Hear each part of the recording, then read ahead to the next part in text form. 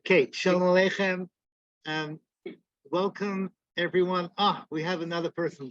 Welcome everyone to StaffCon 2022. This is Menachem Nissel, and I'm talking about the topic of Rosh Hashana, and specifically through the lenses of people in kiruv and chinuch, how we can get the most out of this extraordinary 48 hours. As you all know, it's the seed of the whole year. Every single small tiny little thing that will happen to us and the people around us is going to be decided in 48 hours, and we want to squeeze the most we can out of those 48 hours to make sure it's as successful as it can possibly be. I want to begin with something I saw last week, just to introduce the idea. The Tzaddik Cohen teaches us that the parshas that we read in the month of Elul are all connected to the month of Elul, are all hachanas for Rosh Hashana Yom Kippur. So specifically, Seitze, Kisavo, Nitzavim, and Vayelach, these are parshas. The Tzaddik says you should study and ask yourself what are the lessons that we can learn to prepare us for Rosh Hashana Yom Kippur. And one of them is the following pasuk. This is Barim Perikat Beis, pasuk Aleph, begins with the following words. It says, if you see, okay, in Tira as Shur Shur, I'll read it out. Shur Achicha, excuse me. Okay, this is embarrassing. Okay, there we go.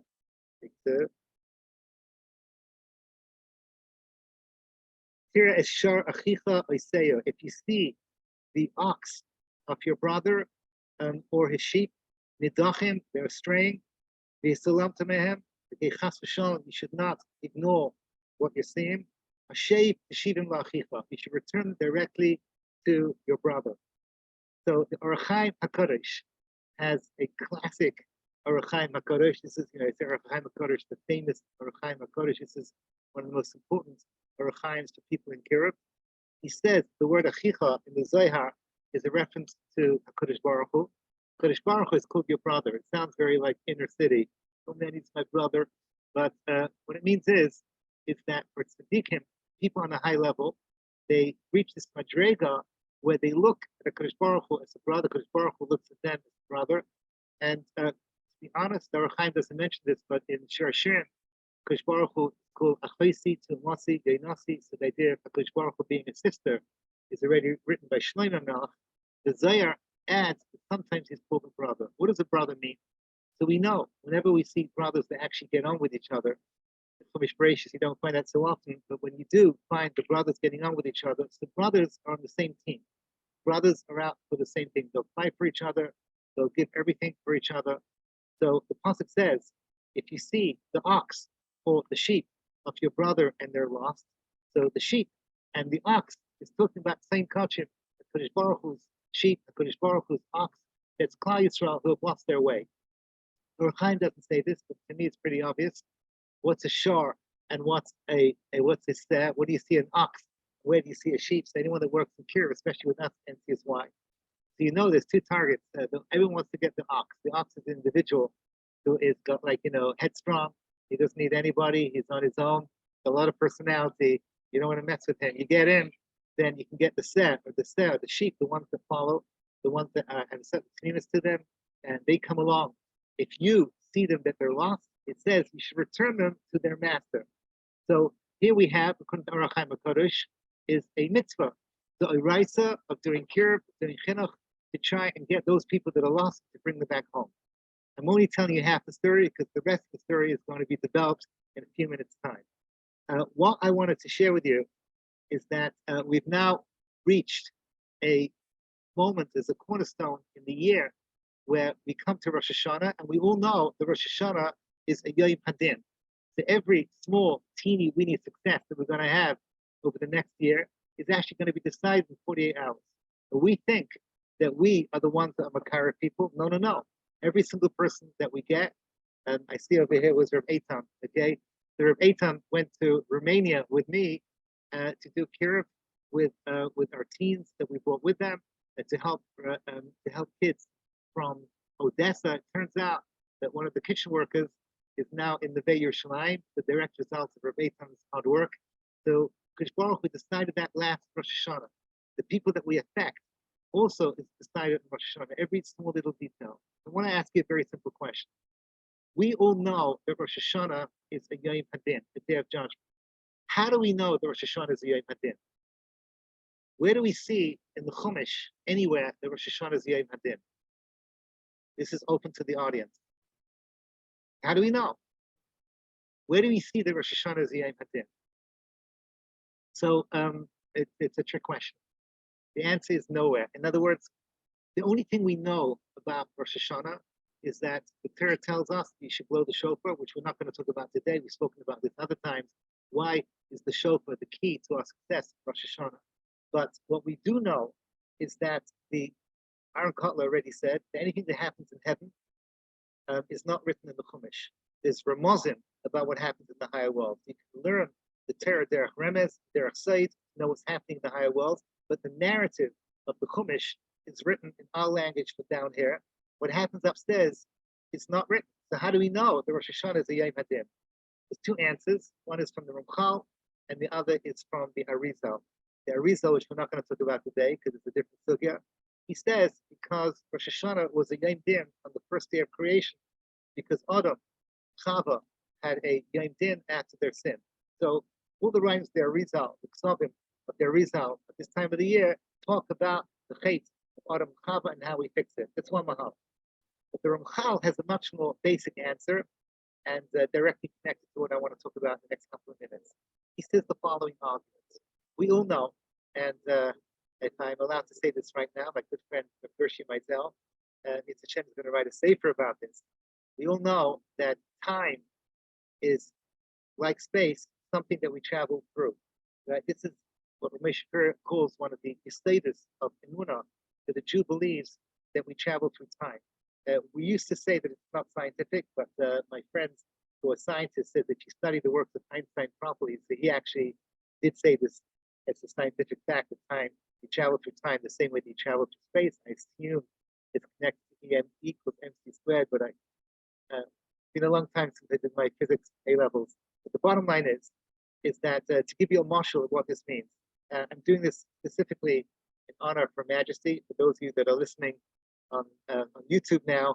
So I just want you to know that we just got out of our 10 days of mourning, right? Jews do 7 days, the Brits do 10, and the Queen just passed away. So in her honor, I want to give you a very, very simple marshal of what it means to travel through time. If you come to London, which you should do at some point in your life, NCSY needs to open a British NCSY. If you come to London, you'll know that New York has a thing called the subway. Paris has le métro. We have what's called the underground, right? Mind the step, mind the gap. So if you go to the underground, one of the lines in the underground is called the circle line. Why is it called a circle line? Because it's a circle. You get on at any place, you fall asleep, you'll wake up at some point, you're exactly where you started.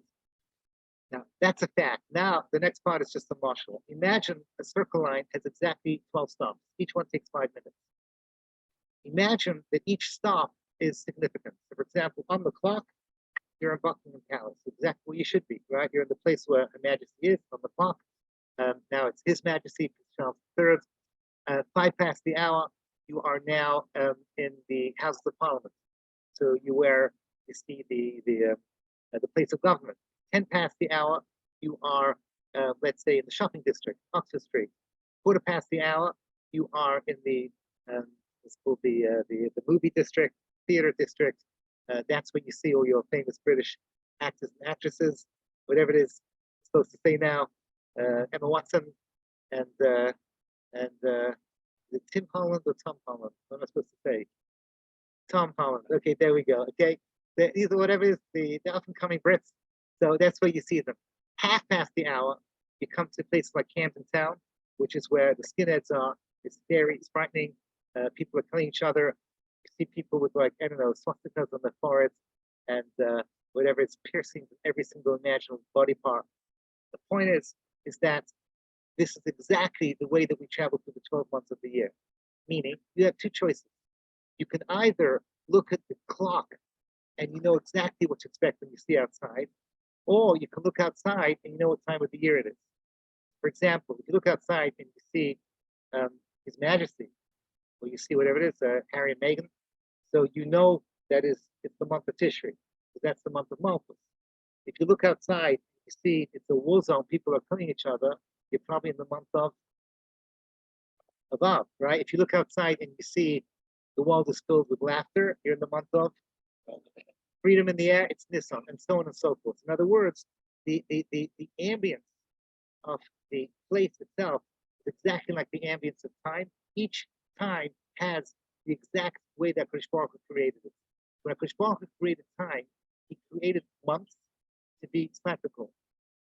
This is also not for today, but on a deeper level, there's actually 6,000 of these cycles that Kadosh Baruch Hu created at the very first moment of creation.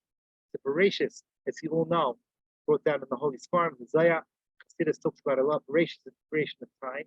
When Hashem created time, he created 6,000 of these cycles. Each cycle has a beginning and each cycle has an end. When does the cycle end? On the 29th of El. So as the sun sets on the 29th of El, so what is actually happening is that one cycle of time is dying, and then the moment that the Chazan says,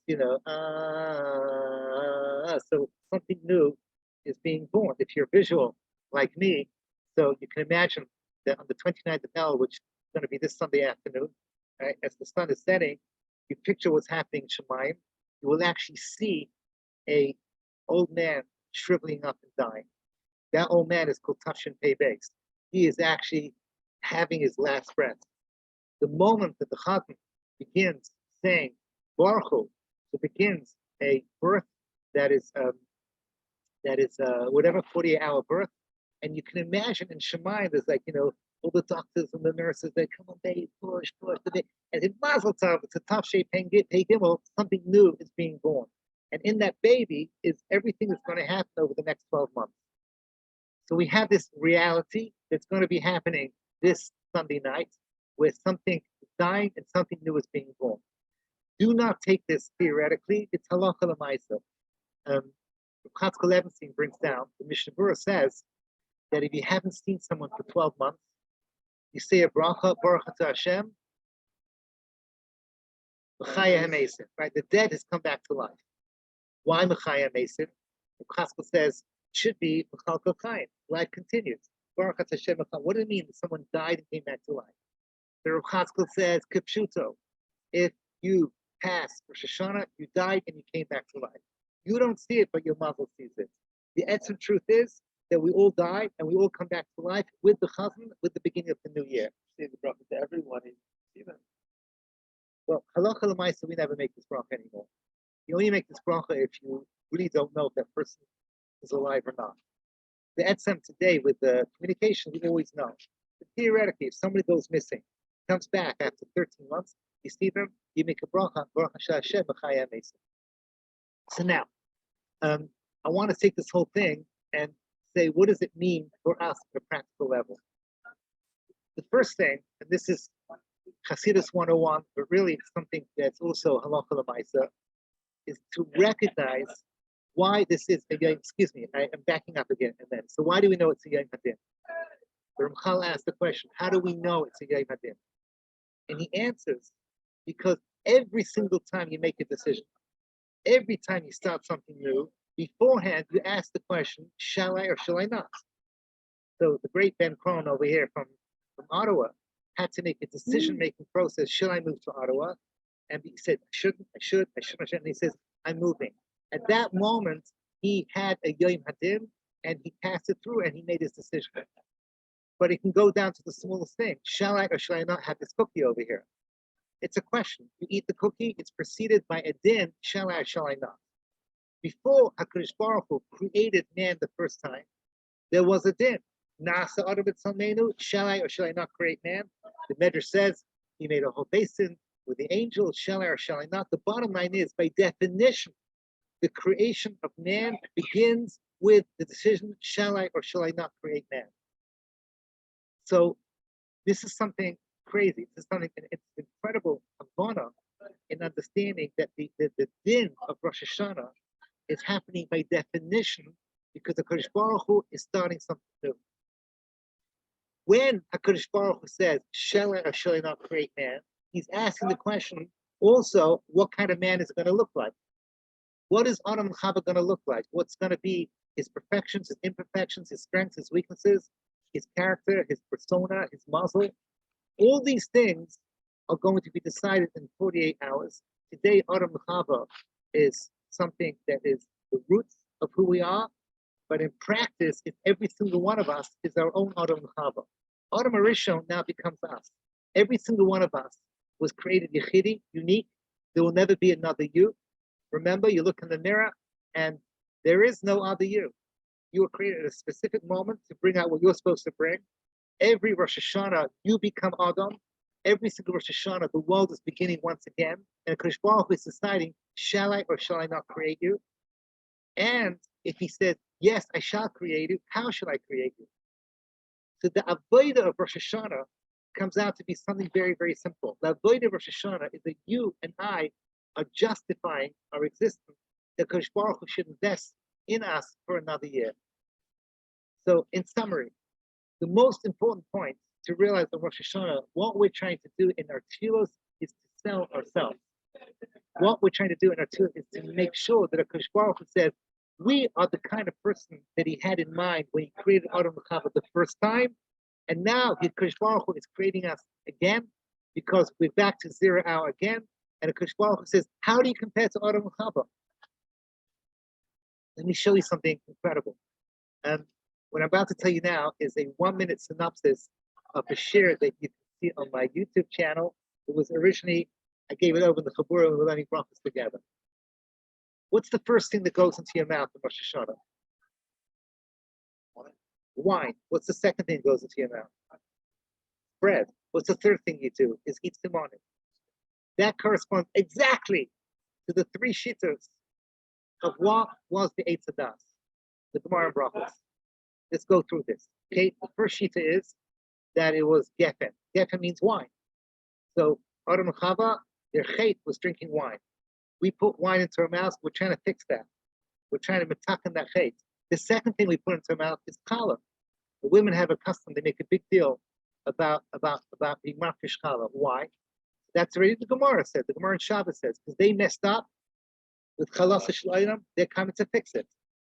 The third shita is very interesting. The simonim, which is basically what that shiur was all about.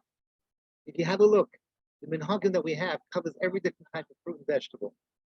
The etzem, the original chait, was done on a te'ena, but the Sfarim HaKadoshim say that te'ena is a code word for the sheva minim, which are all the primary foods, the chitza sa'ira and all the different, the 5 different minim of peres. They represent, so to speak, the different expressions of how Kadosh Baruch Hu created food. And here again, with the simonim, we fix that. This idea I first heard from Rabbi Gershon about the simonim. Valuable.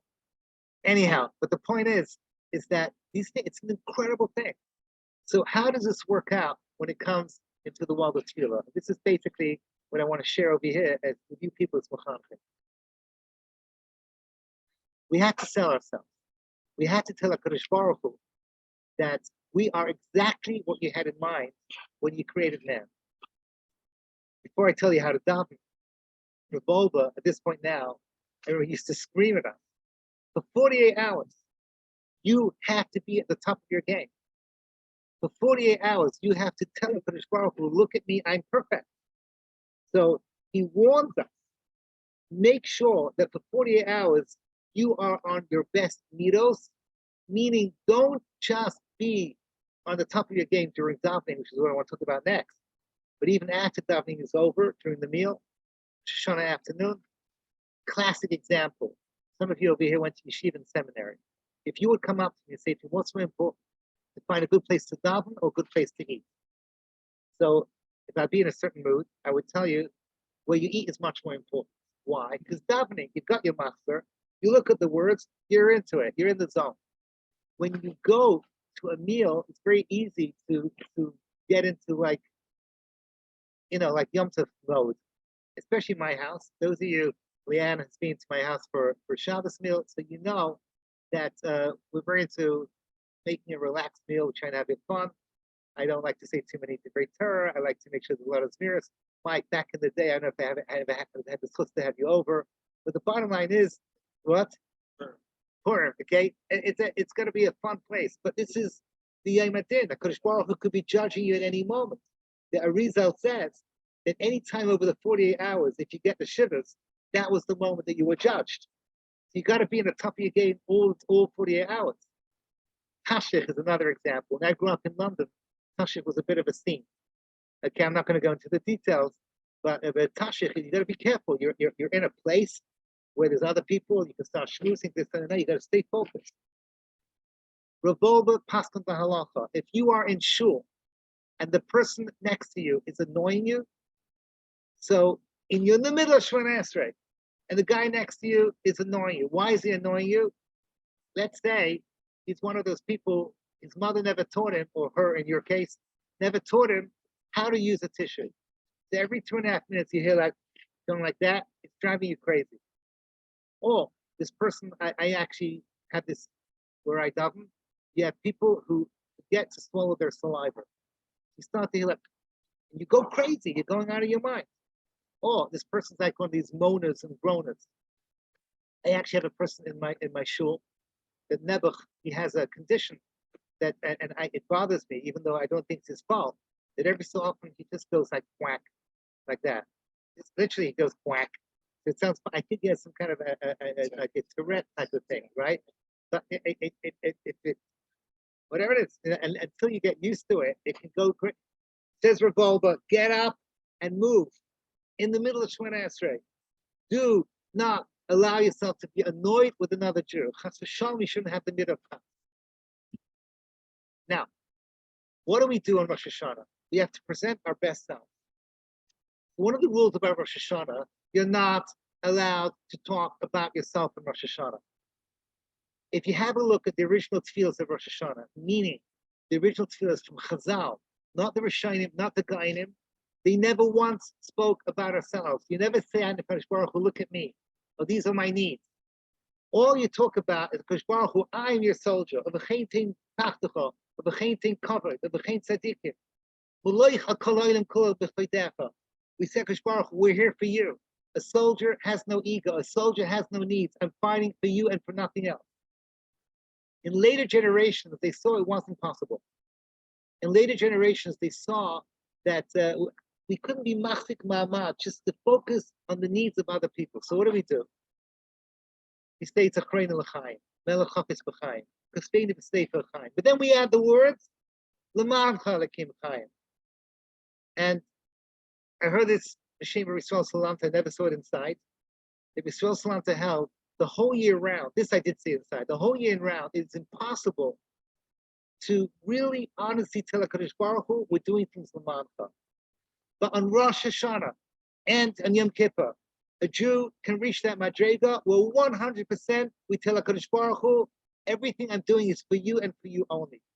There's something about the power of Yom Hadin that we can stand in front of HaKadosh Baruch Hu and say, HaKadosh Baruch Hu, I'm here for you and for nothing else.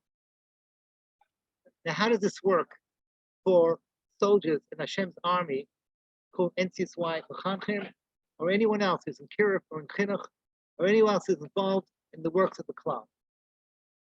We have it easy, but we have to take advantage of this, and we have to be real. What do you mean we have it easy? We can tell HaKadosh Baruch Hu, the MS, we are fighting your cause. We're brothers, okay? Achicha, we're brothers over here. We're in this together. HaKadosh Baruch Hu, I want nothing more than to bring your children back home.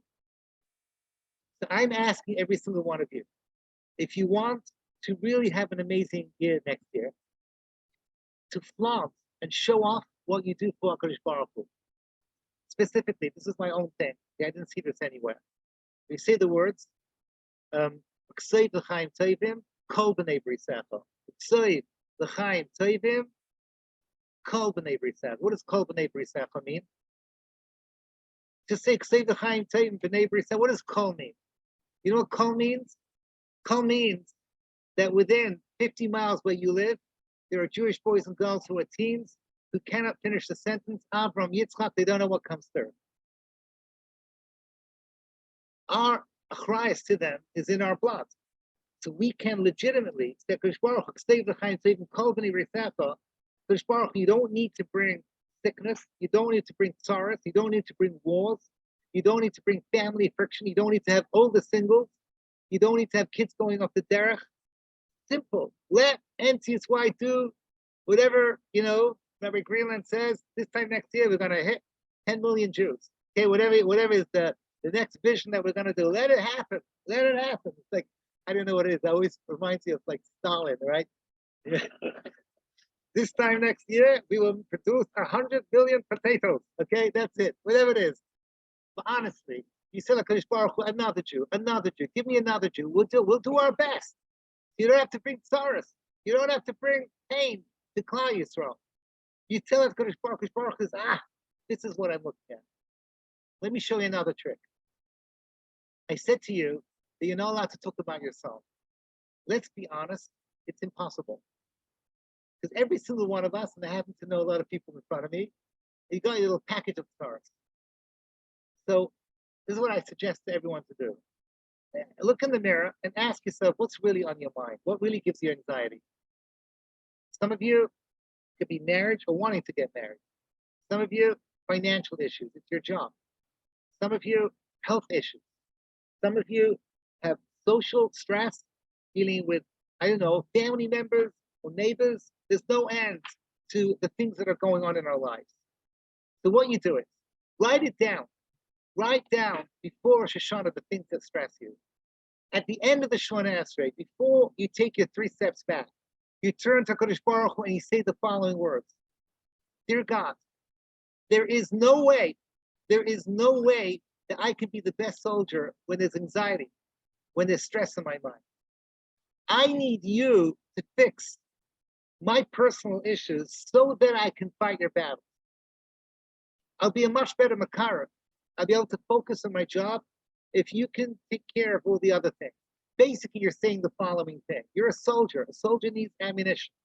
A soldier needs good clothing. A soldier needs help, right? To fight the battle.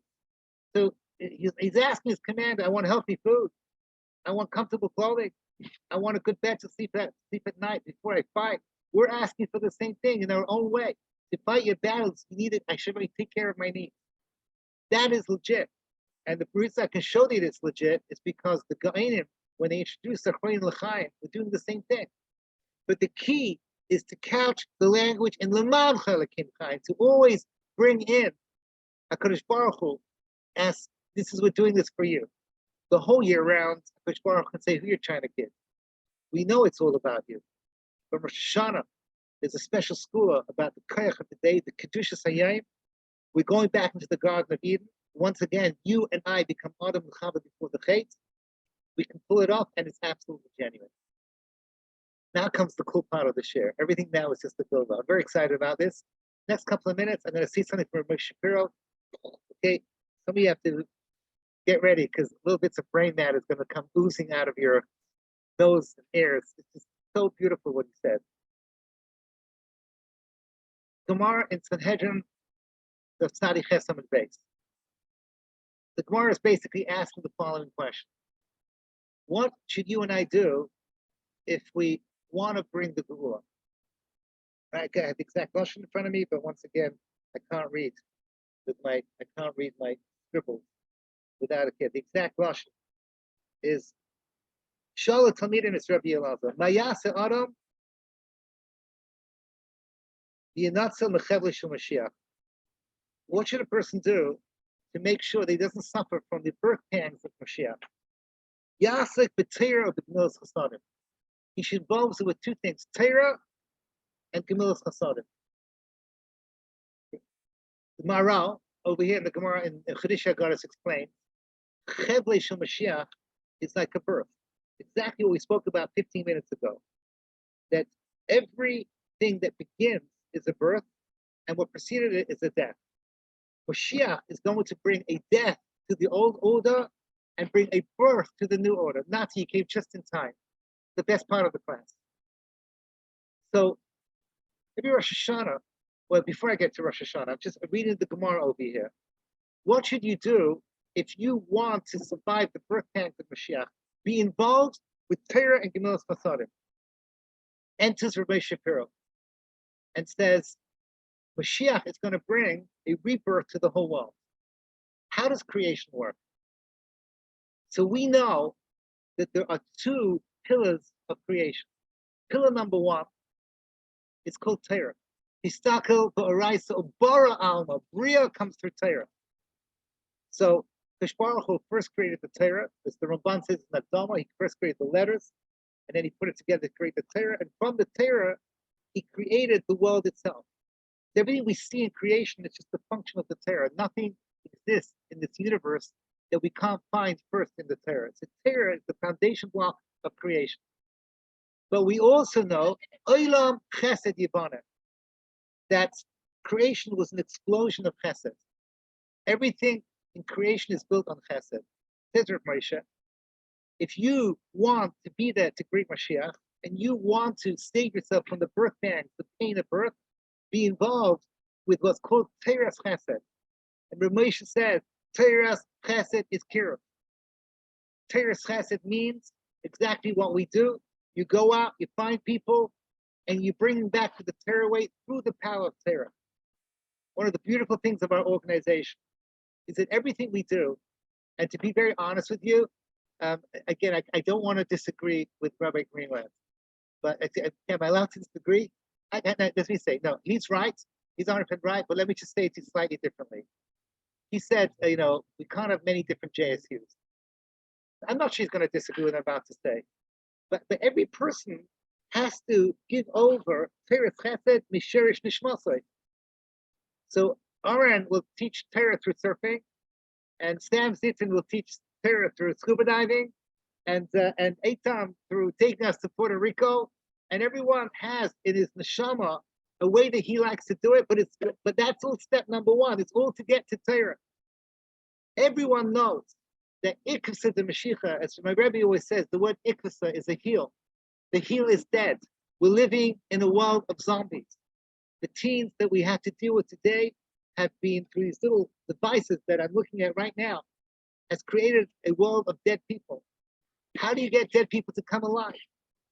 So the first step, the only way that you can get something in akev, which is the heel of your foot, excuse me for doing this, okay? But this part of your body is dead.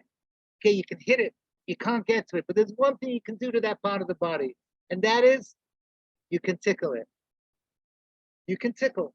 If you tickle somebody, the sole of his feet, the whole body mitparetz clock, and the whole body comes alive. So this is what NCSY does. Whether you realize doing it or not, this is what we do. The first step is we tickle.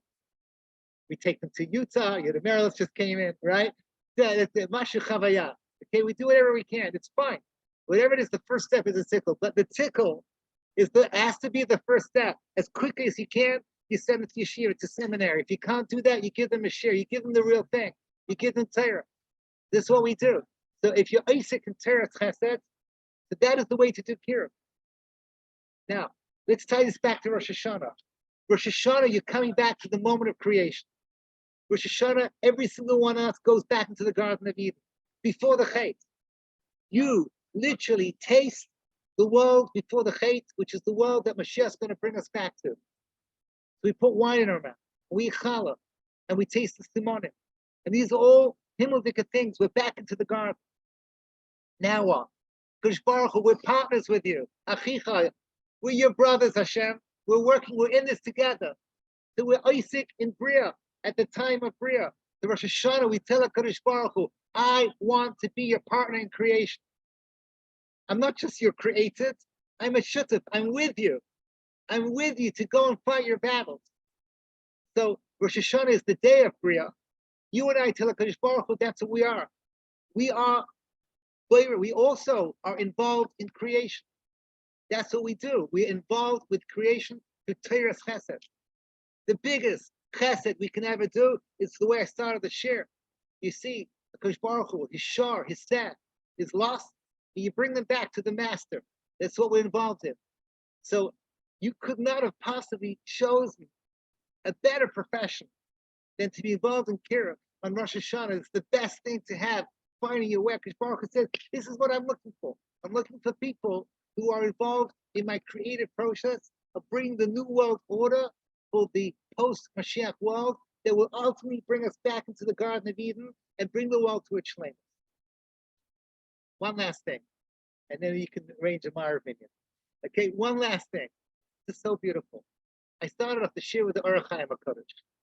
For those that just joined us, the Orach Chaim HaKadosh says, okay, the pasuk says, if you see your brother's sheep, your brother's ox, right? The ox I said over was the cool guy in NCSY, and the says the schlepper, and the guy that comes in because he follows. You see the lost, you bring them back to the master. There's a second half of the pasuk. Listen to how the Orach Chaim HaKadosh reads the second half of the pasuk. The second of the half of the pasuk goes as follows. He says, and I quote, if your brother is not near you, you don't know who he is. Bring him into your house. He should be with you. What does it mean? If your brother, as we quoted from the Zohar, is a Kodesh Baruch Hu, a Kodesh Baruch Hu is not with you. When do you see a Kodesh Baruch Hu is not with you? Says the Orach Chaim HaKadosh, the Hester upon him before Mashiach comes. It's the goals that we're in now. Tremendous Hester upon him. It's around, we say, Baruch Hashem, we see miracles all the time because you and I are trained to see those miracles. But if you look at the big picture, Kodesh Baruch Hu is running the wall, we don't know what's going on. Kodesh Baruch Hu is allowing every single from family, every other from family, I don't want to say anything yet. Kids struggling, kids going to derech, all kinds of yetzer haras we never had before. We have a society that is thick and decadent down to its core. We have a world, as Moshe Shapira says, that has dropped from the yofi of yefes to cham. I said this yesterday. Yesterday I spoke in Shivas Yisrael. I said when I saw the Queen's Levaya, so in my mind, I'm looking at the death of Malchus. This queen is a little bit different. She belongs to that world when Europe was still an imperialistic world, where they basically had a Malchus, and they believed in spreading what they believed is their beliefs to the four corners of the world. They stole the Malchus from us, but it was a real Malchus. You make a bracha when you see, I don't know, the queen. I grew up, I said a bracha on her. This is my Rebbe told me, but it's a big machlokes. But the etzem, you see Malchus, you make a bracha. Shechalak, michvaydai, lebasav adam. They took her Malchus. The death of the queen at Malchus is gone. No offense to King Charles. I don't want to get it. Why are Canadians, honestly, you know why Canadians love our queen? Because in your neshama, the lowest Canadian guard understands that if they have Malchus, they have Stolz. They have something conscious about them. Doesn't matter. It's a stupid queen in London. Doesn't make a difference. They have Malchus. America is the last of the 10 Malchus. They dropped Malchus. They became a presidential thing because they already went down. They don't have it anymore. And unfortunately, the last few presidents, and I'm not saying anything about politics because Trump was the worst, they took Malchus and they turned it into fun. So what do? Hester upon it. Kodesh Baruch Hu, we don't see you. Kodesh Baruch Hu, there's terrorists everywhere. Kodesh Baruch Hu, nothing works. Israel can't even make a government. Nothing works. Except for us, the Yechidim that are involved in the bria of the next world, the ones that go out and they work together to find the missing sheep and the missing oxen. And then what do when there's no HaKadosh Baruch Hu to return to him? So says the Orach Chaim, bring them into your bias. So the Orach Chaim HaKadosh says, you know what a bias is? It's the Beis HaMedrash. The Beis HaMedrash is a safe haven. I'm not going to argue with the Orach Chaim, but I honestly say for NCSY, the bias is two things. The bias is the Beis HaMedrash, but the bias is also another safe haven, which is your Jewish home. You bring them into your house. Or the equivalent, which is the Shabbaton. Right? Shabbaton is also a safe haven. You create safe havens that are disconnected from the hest upon him and the darkness and the craziness of the world. We create those spaces. So wherever you find a little bit of purity, which we create in the bias, so then, and only then, can we hold on to those people and hold on to them until the owner appears and we can say, Tata, brother, this is yours. To finish off with the environmental. Everything's beautiful. Okay, so like Rara, go us. We're gonna have the best year ever. But there's one catch. What's the catch? is that the pasuk says, "Achicha." You have to be, says the Aruch Chaim HaKadosh, the highest level of tzaddik is someone that can say, "I'm a brother with a Kadosh Baruch Hu." To be that, we have to also say, "Kadosh Baruch Hu, okay, I need during the year a little bit. I have to be what you expect me to be." So this already is not for me to give everyone most of it. Everyone before Rosh Hashana has to take upon themselves, what can I do so I can say I'm a brother or a sister, right, to a Kadosh Baruch Hu, that we're on your team 100%. And then a Kadosh Baruch Hu opens up the gates of Shem and says, "You are the person I want to work with, so for you I have to give everything." And in the short answer, you say, "And if I need a happy marriage, or I need a marriage, or I need my kids to be go in the right direction, and I need help, and I need money, and I need somehow or other NTSY to triple their budget so I can do all the things that I want to do for you." The Kadosh Baruch Hu says, "Of course I'll do it for you. You think I can't do it? I can do anything when I'm God." So Bez Hashem Yisbarach, Kadosh Baruch Hu, for every single one of us, halavai, Kadosh Baruch Hu should give us a tevis ayin, and that we should be able to do what we want to do and deepen our hearts for Him. And this Rosh Hashana, for 48 hours, we should be on our full best behavior, to be a brother, a sister to a Kadosh Baruch Hu, to the best of our abilities, to have a ratzon amiti, that our bias, which is the bias of our home, and the bias of the base of medrash that we bring our kids into, tahar and naki from the outside influences, there's Hashem Yisbarach, then Kadosh Baruch Hu will show us His face, and the baby will be born, not just the baby of Tafshin Pei Gimel, but the baby will be born of the Chevli Mashiach, with the coming Mashiach from Herav Yameinu. Thank you so much. It's so meaningful for each one of you to join me this evening. Thank you so much.